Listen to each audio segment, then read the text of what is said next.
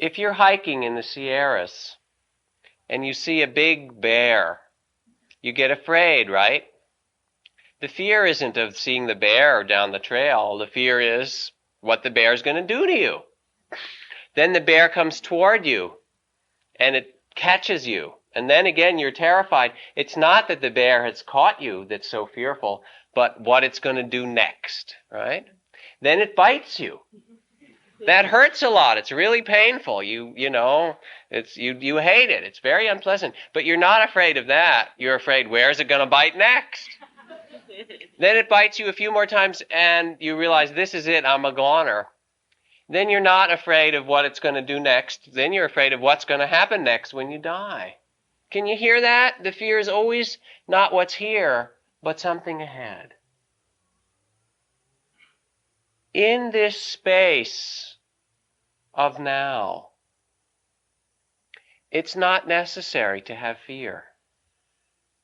In this place of now, we can rest. And certainly there'll be views and there'll be opinions. They're part of being human and having a mind. But you don't have to be so attached or take it so real or seriously, which is what the Buddha discovered. He had a much better time than most people.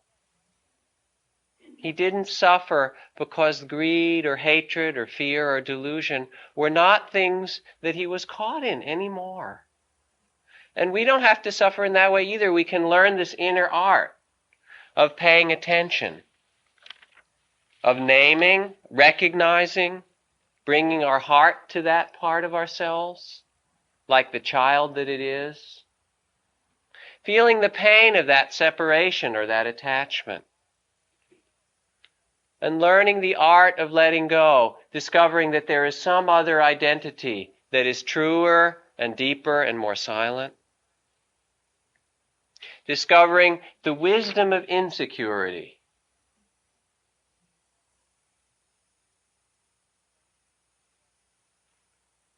The place the Buddha called the timeless, the deathless, the place of our freedom. And it's no place else than in ourselves, in this moment. This is from Kabir. I said to this wanting creature inside me, what is this river you want to cross? You always want to be somewhere else. But there are no travelers on the river road and no road. There is no body and no mind. Do you believe there is some place that will make the soul less thirsty?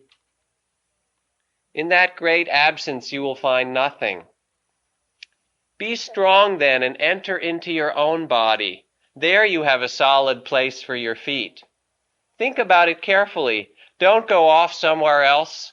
Don't try to be someone else. Kabir says this, just throw away all thoughts of imaginary things and stand firm in that which you are.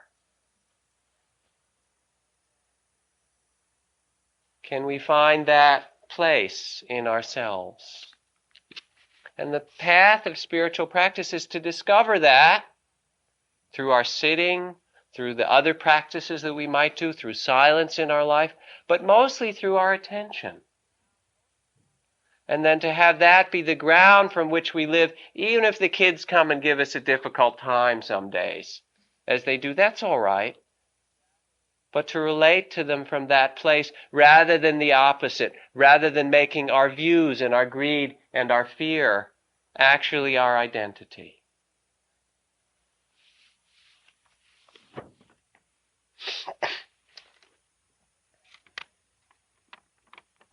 Remember that letter? I guess I'll read this to end, and then we'll take a few questions. That letter I started a couple of weeks ago, from the letter to the insurance company. In response to your request for additional information in block number 3 of the accident reporting form, I put poor planning as the cause of my accident. You said in your letter I should explain more fully. I trust the following details will be sufficient. I'm a bricklayer by trade. On the day of the accident, I was working alone on the roof of a new 6-story building When I completed my work, I discovered I had 500 pounds of brick left. Rather than carry them down by hand, I decided to lower them in a barrel attached to the side of the building. Securing the rope at ground level, I went up to the roof, swung the barrel out, and loaded the brick into it. Then I went back to the ground and untied the rope, holding it tightly to ensure a slow descent of the 500 pounds of bricks. You will note in block number 11 of the accident reporting form that I weigh 135 pounds. Due to my surprise of being jerked off the ground so suddenly, I lost my presence of mind and forgot to let go of the rope. Needless to say, I proceeded at a rapid rate up the side of the building. In the vicinity of the third floor, I met the barrel coming down. This explained the fractured skull. Slowing slightly, I continued my ascent, stopping when the fingers of my right hand were 2 knuckles deep in the pulley. Fortunately, by this time I had regained my presence of mind and was able to hold tightly to the rope in spite of my pain. At approximately the same time, however, the barrel of bricks hit the ground and the bottom fell out of the barrel. Devoid of the weight of bricks, the barrel now weighed approximately 50 pounds. I refer you again to my weight in block number 11. As you might imagine, I began a rapid descent down the side of the building.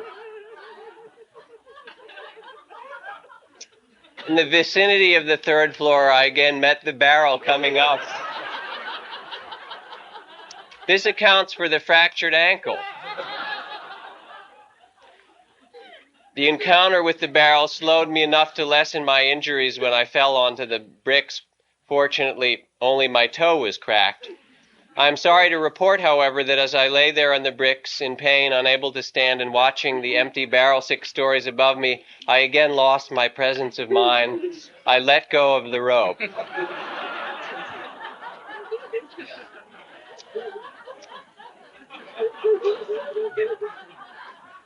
This is entitled On Knowing When to Let Go.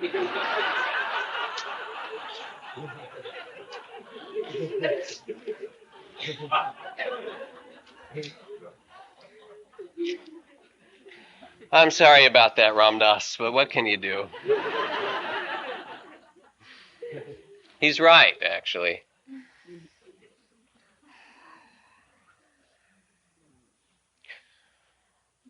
Putting that laughter aside, there's something really important that you can consider in your practice about views and about attachments and about fear.